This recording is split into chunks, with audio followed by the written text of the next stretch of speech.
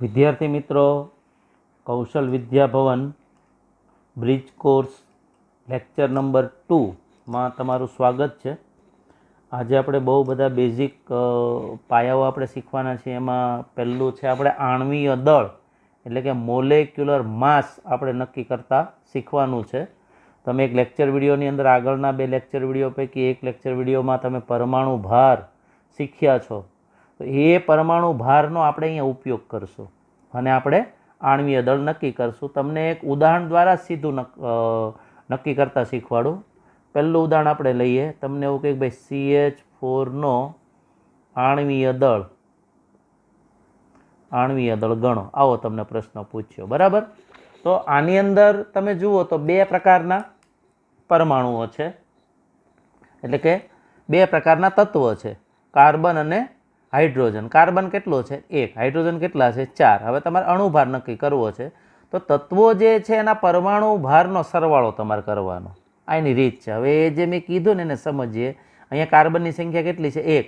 તો કાર્બનની સંખ્યા 1 છે, તો હું લખું 1 કૌંસમાં કાર્બનનો પરમાણ્વીય દળ વત્તા આ કેટલા છે બાળકો?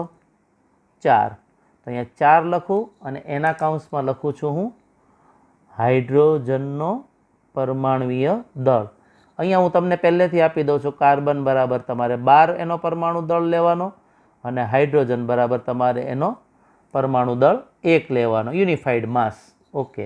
હવે અહીંયા 1 છે તો 1 લખીએ. 1 કૌંસમાં કાર્બન છે તો એ કાર્બનનો પરમાણુય દળ તમે કેટલો નક્કી કરેલો છે? તો કે 12 વત્તા 4 કૌંસમાં હાઇડ્રોજનનો પરમાણુ ભાર કેટલો છે? તો કે 1. ઓકે. 12 ગુણ્યા 1 બરાબર 12 વત્તા 4 ગુણ્યા 1 બરાબર 4. તો 12 ને 4 કેટલા થાય? 16. હવે આણ્વીય દળનો એકમ છે ગ્રામ પ્રતિ મોલ. તો CH4નો આણ્વીય દળ આપણે અહીંયા નક્કી કર્યો. ઓકે. હજુ એક બીજું ઉદાહરણ લઈએ, વધારે તમને ક્લિયર થાય એના માટે. તમને એવું પૂછે કે ભાઈ H2Oનો આણ્વીય દળ ગણો. તો અહીંયા હું તમને કહી દઉં છું. હાઇડ્રોજન બરાબર તમારે એનો પરમાણુ દળ 1 લેવાનો, ઓક્સિજનનો પરમાણુ દળ તમારે 16 લેવાનો, બરાબર. ઓકે. તો 1 થી 30 સુધીના તત્વોના તમને પરમાણુય ક્રમાંક અને પરમાણુય દળ તમે મોઢે કરેલા હશે, એટલે તમને આ ખ્યાલ આવશે આપે કે ન આપે. તો એ પ્રમાણે આપણે અહીંયા કેટલા છે આ જુઓ, આ 2 છે તો અહીંયા 2 લખું. 2 કૌંસમાં 2 કોની બાજુમાં છે? તો હાઇડ્રોજનની બાજુમાં. તો અહીંયા લખું હાઇડ્રોજનનો પરમાણુય દળ વત્તા અહીંયા ઓક્સિજન ઉપર બરાબર નજર કરો. ઓક્સિજન ઉપર આ ઓક્સિજન કઈ છે? તો કે નહીં સર 1 છે તો 1 લખો. 1 કૌંસમાં શું લખશો? ઓક્સિજનનો પરમાણુય દળ. ઓકે. હવે 2 કૌંસમાં હાઇડ્રોજનનો પરમાણુ દળ કેટલો? 1 છે તમને આપેલો. 1 કૌંસમાં ઓક્સિજનનો પરમાણુ દળ કેટલો આપેલો છે? 16. તો 1 કૌંસમાં 16. ઓકે. તો હવે 2 ગુણ્યા 1 બરાબર 2, 16 ગુણ્યા 1 બરાબર 16, 16 વત્તા 2 બરાબર 18 ગ્રામ પ્રતિ મોલ. ઓકે. હજુ એક તમને ઉદાહરણ દ્વારા સમજાવું. તમને કહે કે ભાઈ C6H12O6 નો આણ્વીય દળ ગણો, એવો પ્રશ્ન તમને પૂછ્યો છે. તો હવે આપણને તો ખબર છે તત્વના પરમાણુય દળનો સરવાળો. તો અહીંયા કેટલા દેખાય છે તમને? 6. તો અહીંયા તમારે લખવાના 6 કૌંસમાં. કોની બાજુમાં 6 છે? તો કાર્બન. તો અહીંયા લખીએ કાર્બનનો પરમાણુય દળ વત્તા આ કેટલા છે? 12. તો તમે લખો 12 કોની બાજુમાં લખેલા છે? હાઇડ્રોજનની બાજુમાં. તો લખો હાઇડ્રોજનનો પરમાણુય દળ વત્તા ફરી પાછું 6 કોની બાજુમાં છે? ઓક્સિજન. ત્યાં લખું 6 કૌંસમાં શું લખીશ? ઓક્સિજનનો પરમાણુય દળ. ઓકે. તો તમને ખબર છે તો કાર્બનનો પરમાણુ દળ 12, ઓક્સિજનનો 16 અને હાઇડ્રોજનનો પરમાણુ દળ 1 આપણે અહીંયા લીધેલો છે, બરાબર છે. તો એ રીતે હું ચાલુ 6 કૌંસમાં કાર્બનનો કેટલો છે? 12 વત્તા 12 કૌંસમાં હાઇડ્રોજનનો પરમાણુ દળ કેટલો લેવાનો? 1 વત્તા 6 કૌંસમાં ઓક્સિજનનો પરમાણુ દળ કેટલો લેવાનો? 16, બરાબર. આ રીતે ચાલી. હવે આનો ગુણાકાર કરો. 12 6 72 વત્તા 12 એકા 12, 16 6 96. તો અહીંયા 96 અને આનો તમે સરવાળો કરશો ને એટલે આવશે 180 ગ્રામ પ્રતિ મોલ. હવે જે હું આ રીતની ગણતરી તમને શીખવાડેલી છે ને એની વિદ્યાર્થી મિત્રો એક વર્કશીટ હું આપીશ તમને, અને એ પછી તમારે લેક્ચરના અંતે જેટલી આ જે થિયરી ચાલે ને એ તમારે સોલ્વ કરવાની, અને એ થિયરીના અનુસંધાને પછી હું તમને જે MCQ આપું એ તમે સોલ્વ કરો ને પછી હું તમને સોલ્યુશન મોકલીશ. ઓકે, તો હવે પરમાણ્વીય દળ નક્કી થઈ ગયો. હવે બહુ જ એક અગત્યની બાબત જેને આપણે કહીએ છીએ મોલ. આ મોલ MOLE. હવે મોલ સંકલ્પના કેમ આવી રસાયણ વિજ્ઞાનમાં તો એ આપણે સમજીએ. એક સાદા એવા ઉદાહરણથી તમને આપું, ગણતરીની સરળતા ખાતર આપણે કોઈ જગ્યાએ દુકાને માનો કે ટેક્સ્ટ બુક ખરીદવા જઈએ અથવા ચોપડા ખરીદવા જઈએ તો ત્યાં આપણે એમ કહીએ છીએ કે ભાઈ 5 ડઝન મને નોટબુક આપો. એટલે પેલો ભાઈ સમજી જશે કે 5 ડઝન એટલે આ ભાઈને કેટલા નંગ આપવાના? 16 નંગ. બરાબર છે? ઓકે, તો અહીંયા આપણી પાસે ગણતરીની સરળતા ખાતર આપણે શું કીધું? ભાઈ 1 ડઝન બરાબર કેટલા નંગ? તો કે 12 નંગ. હવે તમે કેટલા ડઝન માગ્યા હતા? 5 ડઝન. એટલે તમને તરત જ 12 5 60 તમને 16 નંગ તમને આપી દેશે. એવી જ રીતે બીજી એક તમને એક બાબત કહું કે 1 ગ્રોસ, આવું તમે પહેલી વાર સાંભળો, 1 ગ્રોસ બરાબર કેટલા? તો ભાઈ 144 નંગ. એવું તમે સાંભળો. બીજી એક અગત્યની એક બાબત તમને કહી દઉં કે 1 કોડી બરાબર કેટલા નંગ થાય? તો 20 નંગ. તો આ સરળતા વ્યવહારમાં લાવવા માટે આવું આપણે બધા ભાષા પ્રયોગ અહીંયા આપણે કરીએ છીએ. બરોબર? તો રસાયણ વિજ્ઞાનમાં આપણા જે પદાર્થ જે છે એ પદાર્થનો જે જથ્થો છે એ જથ્થો માપવા માટે મોલ એકમ, કયો એકમ? મોલ એકમ પસંદ કરવામાં આવ્યો. તો અહીંયા જે મોલ એકમ છે ને એ પદાર્થનો જથ્થો માપવાનો આ જે એકમ છે એ પદાર્થનો જથ્થો માપવાનો એકમ અહીંયા કયો લીધો છે? મોલ. તો SI પદ્ધતિ જે છે એ પદ્ધતિમાં તમને કે ભાઈ પદાર્થના જથ્થાનો એકમ, પદાર્થના જથ્થાનો એકમ જણાવો તો તમારે જવાબમાં લખવાનું પદાર્થના જથ્થા માપવાનો એકમ મોલ છે. હવે કોઈ પણ માનો કે પદાર્થ હોય, આટલો એવો પદાર્થ લીધો તો એની અંદર જે ઘટક કણો હોય ને એ અણુ, પરમાણુ, આયનો અતિ સૂક્ષ્મ પ્રમાણમાં હોય. એટલે આટલા જથ્થાની અંદર પણ ઘણી મોટી સંખ્યામાં આ ઘટકો રહેલા હોય, અને એને સરળતાથી દર્શાવવા માટે, એટલે પદાર્થના જથ્થાને સરળતાથી દર્શાવવા માટે SI પદ્ધતિમાં કયો એકમ લીધો છે? મોલ. અહીંયા મોલ જે છે ને તમે ધ્યાનમાં રાખજો કે મોલ છે ને એક સંખ્યા છે. કઈ રીતે એક સંખ્યા છે? રસાયણ વિજ્ઞાનમાં જણાવ્યું છે તમને કે ભાઈ પદાર્થનો કોઈ તમને પૂછે કે ભાઈ 1 મોલ પદાર્થનો 1 મોલ એટલે કેટલી સંખ્યા? તો આપણે 6.022 ગુણ્યા 1023 ઘાત. આ મોલ છે ને એ સંખ્યા છે. સંખ્યા એટલે અહીંયા આપણે કોઈ પણ પ્રકારનો એકમ નહીં લઈએ. માનો કે દળ એમ કહો તો તમારે એકમ લેવો પડે કિલોગ્રામ. ઘનતા એવું કહો તો તમારે એકમ લેવો પડે કિલોગ્રામ પ્રતિ મીટર ઘન. બરાબર છે? હવે હું કહું કે ભાઈ કદ, તો તમારે એકમ લેવો પડે મીટર ઘન. તો તમને થાય કે મારે અહીંયા કંઈ એકમ લખવો છે, ના લખાય. કેમ? તો સંખ્યા છે, સંખ્યાને કોઈ પણ પ્રકારનો એકમ હોય નહીં. હવે તમને પ્રશ્ન અહીંયા એવો થશે કે સાહેબ આ સંખ્યા આટલી આવી કઈ રીતે? આની સાબિતી શું? તો એ હું તમને સરસ મજાની સાબિતી આપું. અહીંયા આપણી પાસે સાધન છે ને એનું નામ છે દળ સ્પેક્ટ્રોમીટર. કયું સાધન છે? દળ સ્પેક્ટ્રોમીટર. અને દળ સ્પેક્ટ્રોમીટર નામનું જે સાધન છે એ સાધનની અંદર કાર્બન જે છે, કાર્બનનો 12 દળ ધરાવે તેવો સમસ્થાનિક. સમસ્થાનિક એટલા માટે વાપરું છું, કાર્બનનો એક દળ 14 ધરાવતો એવો પણ એક કાર્બન છે અને 12 દળ ધરાવે એવો પણ કાર્બન છે. એટલે મારે સમસ્થાનિક એવો શબ્દ વાપરવો પડે, 12 દળ ધરાવતો કાર્બન. હવે અહીંયા જે આ 12 દળ ધરાવતો કાર્બન છે ને એની અંદર દ્રવ્ય સ્પેક્ટ્રોમીટર, દ્રવ્ય દળ સ્પેક્ટ્રોમીટર નામનું જે સાધન છે એ સાધન વડે આની અંદર આ 12 ગ્રામ કાર્બન છે ને એની અંદરથી એક કાર્બન પરમાણુનું દળ એ લોકોએ નક્કી કર્યું. અહીંયા બરાબર સાંભળજો. દળ સ્પેક્ટ્રોમીટરની મદદથી કાર્બન 12 સમસ્થાનિક એવું બોલું એટલે તમારે સમજવાનું કે એવો કાર્બન કે જેનું દળ 12 ગ્રામ છે એવો હવે એની આવો લીધો ને એની અંદર એક દળ સ્પેક્ટ્રોમીટર મૂકીને એક કાર્બન પરમાણુનું દળ એ લોકોએ નક્કી કર્યું. તો એ જે સાધન વડે પ્રાયોગિક રીતે દળ આપણે નક્કી કરીને આપ્યું એ છે 1.992648 ગુણ્યા 10⁻23 ગ્રામ.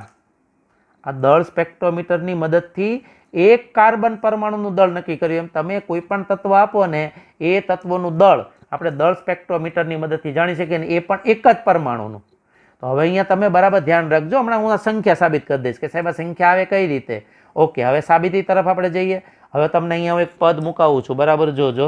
તમને એવું પદ મૂક્યું મેં 1.992648 ગુણ્યા 10⁻23 ગ્રામ કાર્બન બરાબર કેટલા પરમાણુ. તો અહીંયા સાબિતી છે કે ભાઈ એક પરમાણુ. સર અહીંયા જો તમે કીધું એક પરમાણુ, એક કાર્બન પરમાણુ, તો આ જે 12 ગ્રામ કાર્બન પરમાણુ છે એ 12 ગ્રામ કાર્બન પરમાણુ એટલે 12 ગ્રામ કાર્બન જે છે એની અંદર પરમાણુની સંખ્યા કેટલી થાય. હવે તમે ચોકડી ગુણાકાર કરશો તો 12 ભાગ્યા શું કરીશ 1.992648 ગુણ્યા 10⁻23 આ તમે ભાગાકાર કેલ્સીની મદદથી કરશો એટલે આંકડો કેવો આવશે 6.0221367 ગુણ્યા 10⁻23 પરમાણુ. હવે આ પરમાણુ આવ્યા પણ મોલ માટે, એક મોલ માટે ગણ્યા એટલે પ્રતિ મોલ પરમાણુ જે તમે કહો છો. સરળતા ખાતર એને આપણે કેવી રીતે લઈએ છીએ ગણતરીમાં 6.022 ગુણ્યા 10⁻23 પરમાણુ આવી ગયું. એ રીતે જે તે પરમાણુની અંદર તમે આ નક્કી કરી શકો. ફરી પાછું જો હું રિપીટ કરું છું, બરાબર તમે સમજજો કે ભાઈ રસાયણ વિજ્ઞાનમાં પદાર્થનો જથ્થો માપવા માટે કયો એકમ લીધો છે તો કે ભાઈ મોલ એકમ. એસઆઈ પદ્ધતિમાં પદાર્થના જથ્થાનો એકમ કયો લીધો તો મોલ પસંદ કરેલો છે. મોલ શું છે? સંખ્યા છે એટલે એકમ નથી. તો તમને થાય સાહેબ એક મોલ એટલે કેટલું તો 6.022 ગુણ્યા 10⁻23. હવે તમને થાય પ્રશ્ન કે આ આવ્યો આ રીતે ક્યાંથી, આની સાબિતી શું? તો આપણી પાસે દળ સ્પેક્ટ્રોમીટર નામનું સાધન છે. એની મદદથી 12 દળ ધરાવે એવો કાર્બનના સમસ્થાનિકના એક કાર્બન પરમાણુનું દળ સ્પેક્ટ્રોમીટર સાધન વડે માપ્યું તો એક કાર્બન પરમાણુનું દળ કેટલું આવ્યું 1.992648 ગુણ્યા 10⁻23 ગ્રામ. ઓકે, તો હવે આપણી પાસે પદ આવી ગયું કે ભાઈ 1.992648 ગુણ્યા 10⁻23 ગ્રામ કાર્બન બરાબર એક પરમાણુ. તો 12 ગ્રામ કાર્બન એટલે કેટલા પરમાણુ?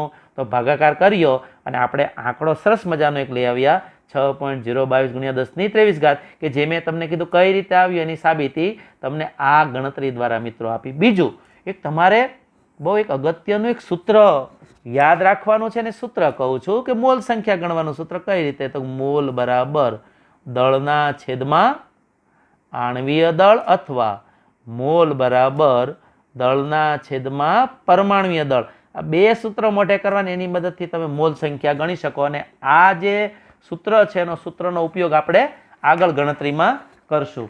તો બે બાબતો તમને બરાબર મેં સમજાવી. એક તો અણુભાર નક્કી કરવાની રીત, બીજું મેં તમને શીખવાડ્યું સરસ મજાની વાત પરમાણુ ભાર નક્કી કરવાની રીત. હવે માનો કે પરમાણુ ભાર તો તમે આગળ નક્કી કરી ગયા છો. આપણે આણ્વીય દળ નક્કી કરતા શીખ્યા અને મોલ સંકલ્પના. હવે તમને કોઈ એવો નાનકડો પ્રશ્ન પૂછે તો 5 મોલ એટલે કેટલી સંખ્યા? આપણે થિયરી શીખ્યા ને પછી કેટલી સંખ્યા, તો તમારે પદ સીધું ગણિત મૂકવાનું કે 1 મોલ બરાબર 6.022 ગુણ્યા 10⁻23 આટલી સંખ્યા થાય. તો 5 મોલ બરાબર કેટલી સંખ્યા? ચોકડી ગુણાકાર થશે 6.022 ગુણ્યા 10⁻23 ગુણ્યા 5 બરાબર છે. તો હવે તમે આનો જે ગુણાકાર કરશો ને એ તમારો અહીંયા જવાબ મળશે. બરાબર, ગુણાકાર તમારે જાતે ગણીને અહીંયા લખવાનો. એવી જ રીતે ઓકે, બીજો એક સાદો એવો પ્રશ્ન તમને આપો. અણુભાર નક્કી કરતા શીખ્યા છો તમે એટલે તમને પૂછે ભાઈ CH3COOH નો આણ્વીય દળ નક્કી કરો. તો હું તમને એક સરળ રીત શીખવાડું. તમે અલગ અલગ કરો ને એની કરતાં પહેલાં આવું જ્યારે એક કરતાં વધારે હોય ને ત્યારે સરળ રૂપાંતર કરવાનું. કાર્બન કેટલા છે? તો કાર્બનની સંખ્યા 2. હાઇડ્રોજન કેટલા છે? આ 3 અને 1 4. C2H4 ઓક્સિજન કેટલા છે? તો કે 2. આવું સરળ રૂપાંતર કરવાનું પહેલાં.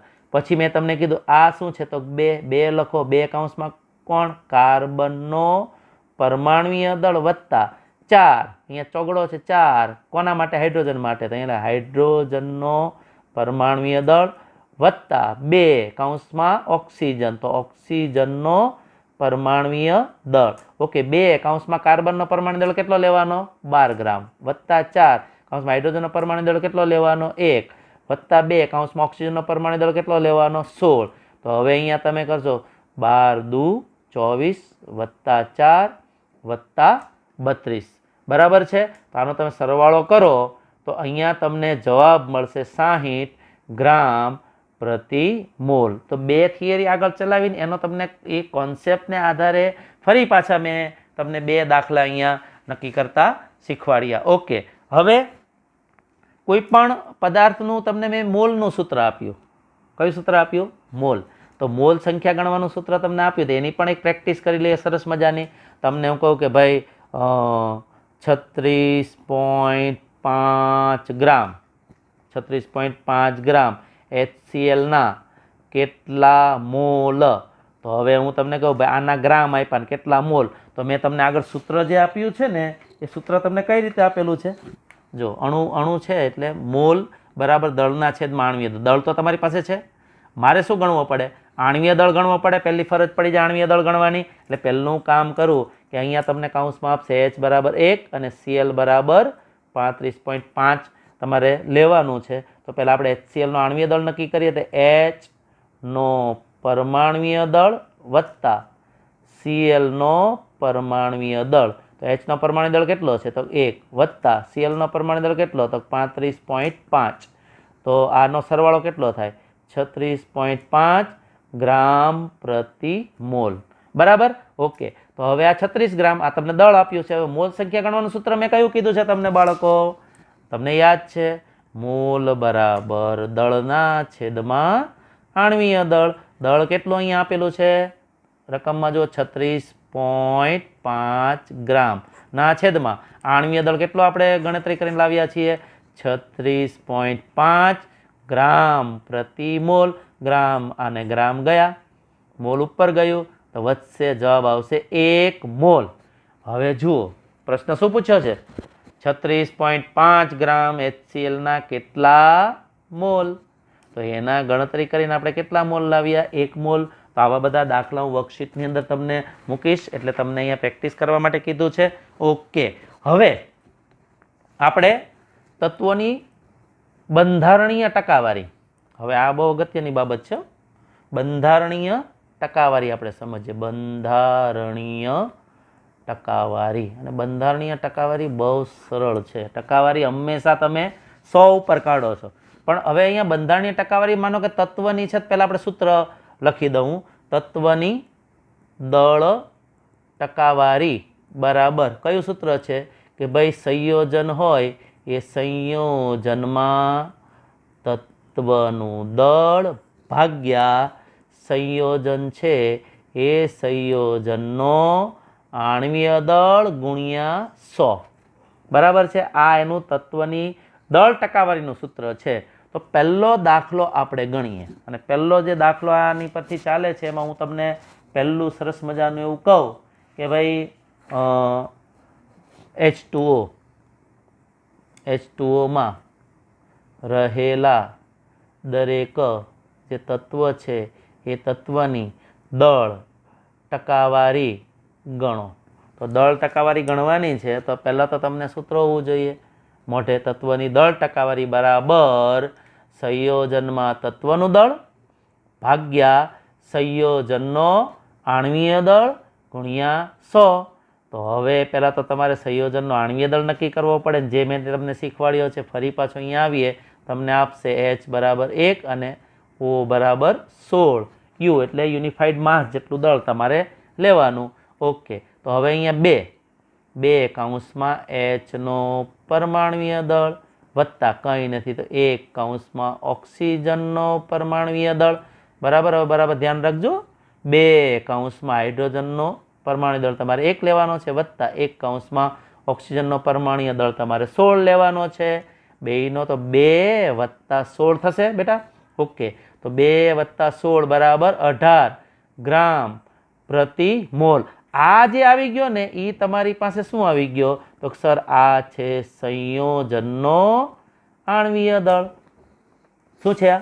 સંયોજનનો આણ્વીય દળ. ઓકે, હવે તમારે જે સૂત્ર મૂકવાનું છે એ સૂત્ર પર આવીએ. સંયોજનનો આણ્વીય દળ નક્કી કરી દીધો. હવે સંયોજનમાં રહેલા તત્વનું દળ. હવે અહીંયા સંયોજનમાં રહેલા તત્વનું તમે H2O માં આવો તો 2 તત્વ છે, એક તો હાઇડ્રોજન તત્વ અને બીજું ઓક્સિજન તત્વ. તો અહીંયા તમે બરાબર જુઓ, આ જે હાઇડ્રોજન તત્વ છે, આ જે 18 ગ્રામની અંદર હાઇડ્રોજન તત્વ છે એનું દળ કેટલું? 2. પછી 18 ગ્રામની અંદર ઓક્સિજન તત્વ છે એનું દળ કેટલું છે? 16.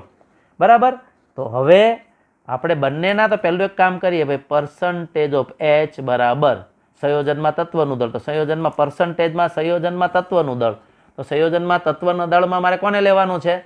તો કે ભાઈ હાઇડ્રોજન. તો અહીંયા લખું સંયોજન જે છે એ સંયોજનમાં હાઇડ્રોજનનું દળ ગુણ્યા સંયોજનનો આણ્વીય દળ. તો અહીંયા સંયોજન તમને રકમમાં કોણ આપેલું છે? H2O. તો એ સૂત્રને સરળતા બનાવવા ખાતર આપણે લખીએ ભાઈ H2O નો આણ્વીય દળ ગુણ્યા 100. ઓકે, તો હવે અહીંયા ગણતરી કરું તો સંયોજનમાં હાઇડ્રોજનનું દળ જે છે અહીંયા જુઓ કેટલું છે? 2 ગ્રામ. તો 2 ભાગ્યા એ H2O નો આણ્વીય દળ કેટલો છે? તો કે 18. તો ભાગ્યા 18 ગુણ્યા 100. બરાબર છે. તો અહીંયા શું થશે ભાઈ? 200 ભાગ્યા 18. અહીંયા જે આવે ને એ તમારે ગણતરી કરીને તમારે પર્સન્ટેજ હાઇડ્રોજનના લખવાના. આ કામ તમને હું જાતે સોંપું છું. બરાબર. એટલે એ તમને જે ટકાવારી આવે એ ટકાવારી તમારી કોની આવશે? હાઇડ્રોજનની. ઓકે, તો હવે બીજું એક અગત્યનું કામ આપણે કરીએ. નંબર હજુ તો સંયોજનમાં રહેલા તત્વના દળમાં મારે કોનો પર્સન્ટેજ ગોતવાના છે? બાકી ઓક્સિજનના તો સેમ આપણે અહીંયા લખશું પર્સન્ટેજ ઓફ O બરાબર પર્સન્ટેજ ઓફ O બરાબર. તો અહીંયા જે જુઓ સંયોજનમાં તત્વનું દળ ભાગ્યા સંયોજનનો આણ્વીય દળ. તો સંયોજનમાં તત્વ મારે અહીંયા કયું લેવાનું છે? તો ઓક્સિજન. તો આપણે લખીએ ભાઈ સંયોજનમાં ઓક્સિજનનું દળ ભાગ્યા હું લખું H2O નો આણ્વીય દળ ગુણ્યા 100. ઓકે, તો અહીંયા જો સંયોજનમાં ઓક્સિજનનું દળ કેટલું છે? 16.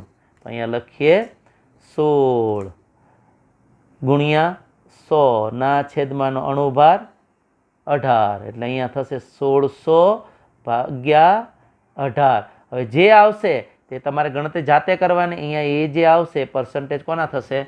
ઓક્સિજનના થશે વિદ્યાર્થી મિત્રો. ઓકે, હજુ એક સરસ મજાનો દાખલો હું તમને આપું. બંધારણીય ટકાવારી વાળો આપણે ગણીએ.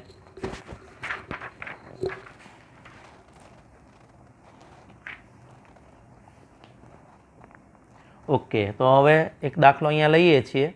કોનો? ભાઈ C2H5OH માં રહેલા દરેક જે તત્વ છે એ તત્વનું દળ ગણો. બરાબર છે. તો મેં તમને આગળ ગણતરી કરતાં સરળ શીખવાડેલી છે. પહેલાં અણુભાર નક્કી કરવાનો. તો કાર્બન જુઓ આખામાં કેટલા છે? તો 2. હાઇડ્રોજન 5 ને 1 6. ઓક્સિજન કેટલા છે? 1. તો પહેલું આ રૂપાંતર કરી નાખવાનું. આ રૂપાંતર કર્યા બાદ 2. હવે અણુભાર નક્કી કરતાં તમને આવડે છે. 2 કૌંસમાં કાર્બનનો પરમાણ્વીય દળ વત્તા 6 કૌંસમાં શું લખું છું ભાઈ? હાઇડ્રોજનનો પરમાણ્વીય દળ વત્તા 1 કૌંસમાં ઓક્સિજનનો પરમાણ્વીય દળ. ઓકે, તો અહીંયા આપણે જે પરમાણ્વીય દળ નક્કી કરે 2 કૌંસમાં કાર્બનનો કેટલો લેવાનો? તો 12. અહીંયા કહી દો કાર્બન બરાબર 12, હાઇડ્રોજન બરાબર 1, ઓક્સિજન બરાબર 16. બરાબર છે. 12 વત્તા 6 કૌંસમાં હાઇડ્રોજનનો પરમાણુ દળ 1 વત્તા 1 કૌંસમાં ઓક્સિજનનો પરમાણુ દળ કેટલો લેવાનો? 16. તો અહીંયા થશે 12 દુ 24 વત્તા 6 વત્તા 16. બરાબર છે. તો અહીંયા જે આનો સરવાળો કરશો તો કેટલો આવશે? 46 ગ્રામ પ્રતિ મોલ. હવે તમે બરાબર સમજો, આ જે કાર્બન છે આ કાર્બનનું દળ કેટલું છે આની અંદર? 46 ગ્રામમાં કાર્બનનું દળ. જો કાર્બનનું દળ આવે છે ઉપરથી, કાર્બનનું દળ તો 24. ઉપરથી આ આવ્યું હાઇડ્રોજન. તો હાઇડ્રોજન આની અંદર કેટલા ગ્રામ છે? 6 ગ્રામ. ઓકે, એવી રીતે ઉપરથી આ જે આવ્યું છે આ તો એ કોણ આવ્યો છે? ઓક્સિજન. તો ઓક્સિજનનું દળ કેટલું છે? 16. બરાબર છે. હવે આટલું આપણે ગણ્યું એટલે હવે આપણે પહેલું એક સરસ મજાનું કામ કરીએ. શું કામ કરું છું કે ભાઈ સૂત્ર તો પર્સન્ટેજ ઓફ, પહેલાં મારે કાર્બન ગણવાનો, તો પર્સન્ટેજ ઓફ કાર્બન બરાબર, તો અહીંયા હું લખીશ સૂત્ર તમે મોઢે કરેલું છે, સંયોજનમાં કાર્બનનું દળ ગુણ્યા 100 ના છેદમાં અહીંયા કોણ છે આપણને C2H6, તો અહીંયા લખી C2H6O નો આણ્વીય દળ. ઓકે, તો સંયોજનમાં કાર્બનનું દળ જો મેં શીખવાડ્યું ઉપરથી, સંયોજનમાં જે તત્વ છે એનું દળ તો કાર્બનનું લેવાનું, 24 ગુણ્યા 100 ના છેદમાં સંયોજનનો આણ્વીય દળ કેટલો આવ્યો તો 46. ઓકે, તો હવે અહીંયા તમે શું કરશો, 2400 ભાગ્યા 46 બરાબર ખાલી જગ્યા % કાર્બન. આવું કામ મેં તમને જાતે કીધું છે, તમારે આ સોલ્વ કરવાનું કેટલા ટકા આવે છે તમારે અંદાજ મૂકવાનો. બરાબર, ઓકે. એવી રીતે બીજું કામ આપણે કરીએ છીએ પર્સન્ટેજ ઓફ હાઇડ્રોજન. તો પર્સન્ટેજ ઓફ હાઇડ્રોજન તો સૂત્ર કયું છે તો સંયોજન છે, સંયોજનમાં હાઇડ્રોજનનું દળ ગુણ્યા 100 ભાગ્યા કયું છે ભાઈ અણુ આપણી પાસે C2H6, તો અહીંયા શું લખી C2H6O નો આણ્વીય દળ. ઓકે, ઇઝ ઇક્વલ ટુ હવે સંયોજનમાં હાઇડ્રોજનનું દળ, તો અહીંયા મેં તમને ગણતરી કરીને શીખવાડ્યું છે ઉપરથી. જો આપણે છેક સુધી આવી હાઇડ્રોજન જે છે હાઇડ્રોજનનું દળ કેટલું છે 6, તો 6 ગુણ્યા 100 ભાગ્યા એનો આણ્વીય દળ કેટલો છે તો 46. તો અહીંયા શું થશે બેટા 600 ભાગ્યા 46. હવે ભાગાકાર કરશો એટલે અહીંયા તમને જે મળશે ને પર્સન્ટેજ તમને કોના મળશે, હાઇડ્રોજનના. ના ગણતરી તમારે જાતે કરવાની. ઓકે, હવે કયું બાકી રહી ગયું, ચાલો કહો જી આના પરથી. તો સર ઓક્સિજન બાકી, તો ઓક્સિજનના પર્સન્ટેજ આપણે ગણવા પડશે ને. તો સેમ આપણી procedure, percentage of oxygen, percentage of oxygen બરાબર તો કે સંયોજન જે છે જે સંયોજન આપ્યું હોય દરેક જગ્યાએ અલગ અલગ હોય તો એ પ્રમાણે આપણે ચાલવાનું. સંયોજનમાં ઓક્સિજનનું દળ ગુણ્યા 100 ભાગ્યા શું કહીએ છીએ ભાઈ, સંયોજન જે છે સંયોજનનો આણ્વીય દળ. ને અહીંયા જે સંયોજન છે કયું છે તમારી પાસે તો C2H6O. ફરી પાછા આવીએ, સંયોજનમાં ઓક્સિજનનું દળ ઉપરથી જુઓ દેખાય છે ને, અહીંયા ઓક્સિજન ઓક્સિજન ઓક્સિજન ઓક્સિજન જો આવ્યો અહીંયા ઓક્સિજન, અહીંયા કેટલા લખવાના 16 ગુણ્યા 100 ભાગ્યા શું કરશો તો કે ભાઈ એનો સંયોજનનો આણ્વીય દળ કેટલા ગ્રામ છે 46 ગ્રામ. તો 46 લખો, તો 1600 ભાગ્યા 46 ભાગાકાર તમારે જાતે કરવાનો. તો અહીંયા લખીએ પર્સન્ટેજ ઓફ O. ઓકે, સરસ મજાનો. હજુ પણ આપણે બીજો એક દાખલો ગણવાનો છે નાનો એવો, અને એની આપણે ટકાવારી કાઢીએ. બરાબર, એટલે બાળકો બરાબર તમને સરસ મજાની પ્રેક્ટિસ થઈ જાય. માનો કે CH4માં રહેલા દરેક તત્વ છે એ દરેક તત્વની દળ ટકાવારી નક્કી કરો. તો અહીંયા આપણે પહેલાં તો શીખ્યા એ પ્રમાણે શું કરવું પડશે, અણુભાર નક્કી કરવો પડશે. તો આપણે લખીએ ભાઈ 1 કૌંસમાં કાર્બનનો પરમાણુય દળ વત્તા 4 કૌંસમાં હાઇડ્રોજનનો પરમાણુય દળ. તો 1 કૌંસમાં કાર્બનનો પરમાણુય દળ 12 છે વત્તા 4 કૌંસમાં હાઇડ્રોજનનો પરમાણુય દળ આપણે આગળથી ખબર જ છે 1 છે. તો અહીંયા આપણે શું કરીએ તો કે 12 વત્તા 4 બરાબર કેટલું આવ્યું તો 16 ગ્રામ પ્રતિ મોલ. હવે અહીંયા હું તમને કહું યાદ રાખજો કે દરેક તત્વની દળ ટકાવારી આ ઉપરથી જે આવે છે ને આ છે એ કાર્બનનું દળ છે. બરાબર, અને અહીંયા આ જે આવ્યું છે એની અંદર આ હાઇડ્રોજનનું દળ છે. 16 ગ્રામમાં 4 ગ્રામ હાઇડ્રોજન છે, 16 ગ્રામમાં 12 ગ્રામ કાર્બન છે. તો હવે આપણે ટકાવારી નક્કી કરવાની છે. તો પહેલું સૂત્ર મૂકીએ પર્સન્ટેજ ઓફ H.